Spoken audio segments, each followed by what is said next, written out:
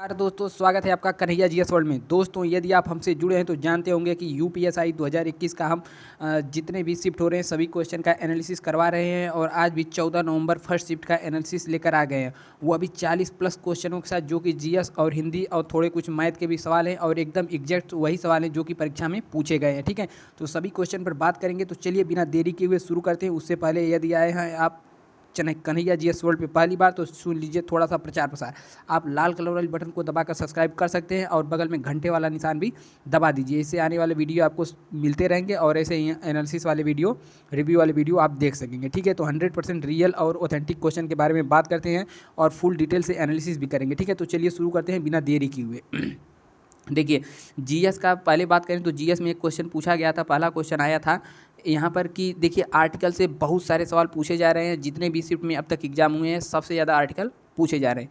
तो यहाँ पर पूछा गया था, पहला सवाल आर्टिकल नंबर 29 के बारे में पूछा था और आर्टिकल नंबर 30 के बारे में पूछा था। दो आर्टिकल लगातार पूछ दिया था। तो समझ लीजिए आर्टिकल 29 में शिक्षा एवं संस्कृति अल्पसंख्यक वर्ग के हित से आर्टिकल 29 और 30 पता होगा कि शिक्षा और संस्कृति से संबंधित है और इसमें अल्पसंख्यक वर्ग के हितों की बात की गई है। ठीक है, और लगे हाथ आर्टिकल 30 को समझ लीजिए। इसमें अल्पसंख्यक वर्ग को शिक्षण संस्थान खोलने की स्वतंत्रता दी गई है कि अल्पसंख्यक वर्ग अपना शिक्षण संस्थान खोल सकते हैं।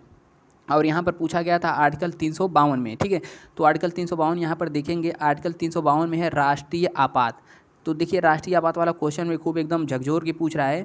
इससे पहले वाले पूछा था, मतलब इससे पहले जितने भी शिफ्ट हैं उसमें भी इससे पूछा था। आर्टिकल 352 क्या है? राष्ट्रीय आपात है। 356 क्या है? अशांति के आधार पे आपात है। और 360 में वित्तीय आपात।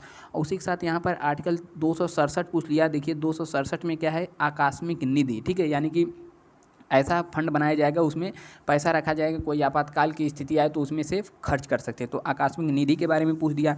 और यहाँ पर देखिए 42वां संविधान संशोधन से पूछ दिया। ठीक है, 42वां संविधान संशोधन में क्या है? तो 42वां संविधान संशोधन 1976 ईस्वी में हुआ था। किसके समय हुआ था? इंदिरा गांधी के समय हुआ था। और इसे मिनी कॉन्स्टिट्यूशन भी कहते हैं क्योंकि इसमें बहुत सारे संविधान संशोधन किए गए थे। फिर इसके 2 साल बाद 1978 में 44वां संविधान संशोधन हुआ। ठीक है, तो हो सकता है आने वाली सीट में पूछ दे 44वां संविधान संशोधन।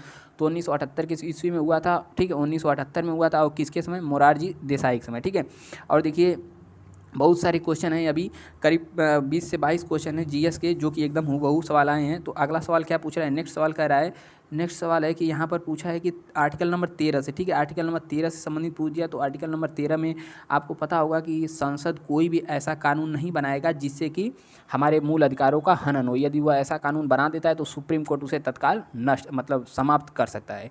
तो आर्टिकल नंबर 13 में यह था। फिर डीपीएसपी से पूछा था शायद आर्टिकल नंबर 38 पर्यावरण से संबंधित कुछ ऐसा पूछा था डीपीएसपी से क्वेश्चन। एग्जैक्ट क्वेश्चन नहीं मालूम हो पाया है। फिर इसके बाद यहाँ पर पूछा था मिनीमाटा रोग किसकी कमी से मतलब किसके कारण होता है मिनीमाटा रोग? तो आपको पता होगा मिनीमाटा रोग पारे की कमी से होता है। ठीक है, एचजी मरकरी जिसे कहते हैं। हो सकता है आने वाले क्वेश्चन में पूछ दे कि इटाई रोग किसकी कमी से होता है। ठीक है, तो ये सब पूछ सकता है क्वेश्चन, तो आप लोग इसे याद करके देख के जाइएगा। फिर आर्टिकल नंबर यहाँ पर पूछ दिया, मतलब आर्टिकल नंबर नहीं, संविधान संशोधन से पूछ दिया यहाँ पर कि 86वां संविधान संशोधन किससे संबंधित है? तो 86वां संविधान संशोधन 2002 में हुआ था। 11वां मौलिक कर्तव्य इसमें जोड़ा गया था। क्या था? 6 से 14 वर्ष के बच्चों के लिए मुफ्त शिक्षा व्यवस्था की जाए। आर्टिकल 21A में इसे जोड़ दिया गया था। उसके बाद यहाँ पर एक कोविड से प्रश्न पूछा था। क्वेश्चन स्पष्ट नहीं हो पाया कि कोरोना से क्या प्रश्न पूछा था। और उसके बाद यहाँ पर यूपी का मोटर वाहन अधिनियम से एक क्वेश्चन यहाँ पर पूछा गया था। उसके बाद यहाँ पर टीपू सुल्तान किस राज्य से संबंधित है, मतलब किस राज्य की स्थापना किए थे?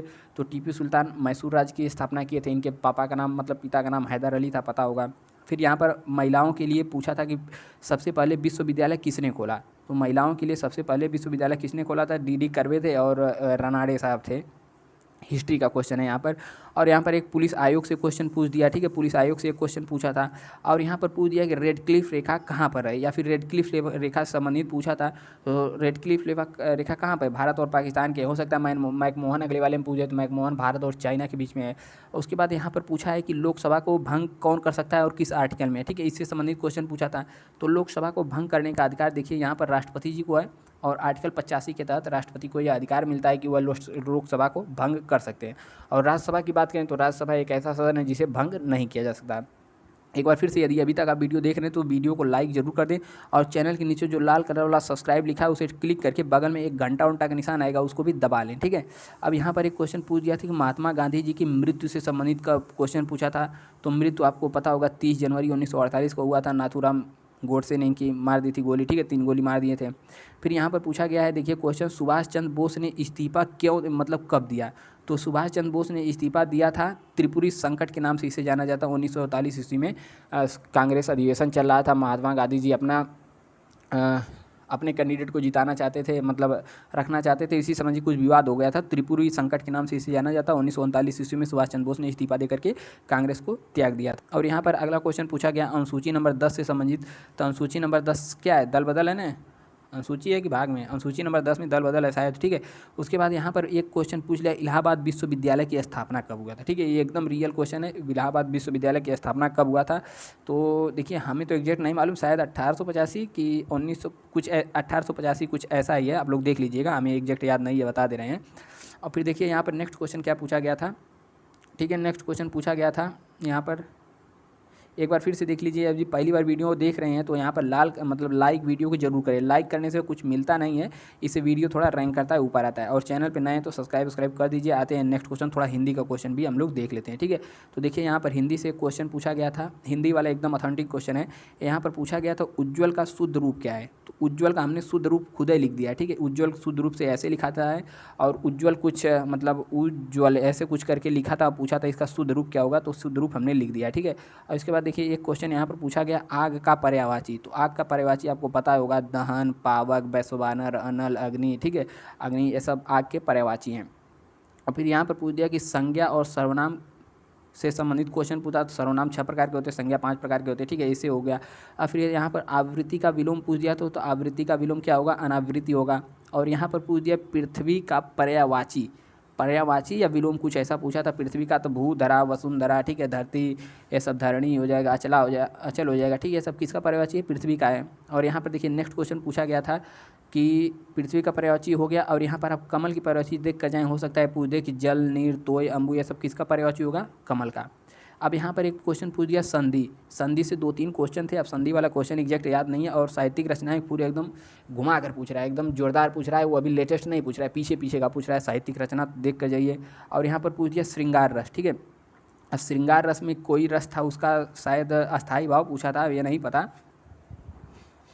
अब देखिए यहाँ पर नेक्स्ट क्वेश्चन है। नेक्स्ट क्वेश्चन पूछा है कि तद्भव तथा तत्सम से संबंधित प्रश्न पूछ दिया। तद्भव तथा तत्सम से संबंधित लगभग 4 से 5 क्वेश्चन स्टूडेंट बता रहे हैं, 4 से 5 क्वेश्चन, ठीक है।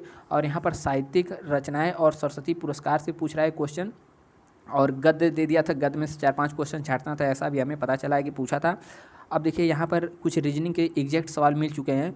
तो देखिए यहाँ पर रीजनिंग का एक डायरेक्शन से 2 से 3 सवाल था। और यहाँ पर ये वाला देखिए, ये वाला एकदम एग्जैक्ट सवाल मिल गया है रीजनिंग का, ये वाला। और यहाँ नीचे दिया 51, 210, 72, फिर क्या आएगा। और इसमें 11, 9, फिर 11, 7, 8, फिर यहाँ पर क्या आएगा, यहाँ पर यह सब लिख दिया है।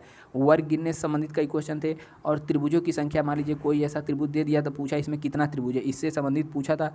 और उसके बाद यहाँ पर पूछ दिया था एसआई और डीआई से क्वेश्चन पूछ दिया था, ठीक है। और उसके बाद देखिए क्या पूछा था, इसके बाद क्वेश्चन शायद अब क्वेश्चन समाप्त हो चुके हैं, ठीक है। तो उम्मीद करते हैं आप सभी को बहुत अच्छा पसंद आया होगा। पसंद आया तो वही एक बार फिर से चैनल पे आ जाइए। यदि आपको लोगों पार्टी पढ़ना है तो 1 से 50 तक अनुच्छेद रट जाइए, आ जाइए चैनल के प्लेलिस्ट में। यहाँ पर पॉलिटी नाम से एक प्लेलिस्ट में मिलेगा, वहाँ पर आप आएंगे तो वहाँ पर बहुत सारे आर्टिकल दिए हैं, वो याद करके जा सकते हैं, ठीक है। 1 से 50 तक आर्टिकल याद रखिए, इसमें से ही बहुत पूछ रहा है। और उसके बाद ठीक है, तो मिलते हैं नेक्स्ट वीडियो में, तब तक के लिए जय हिंद। चैनल से जुड़े रहें, मिलते हैं नेक्स्ट वीडियो में।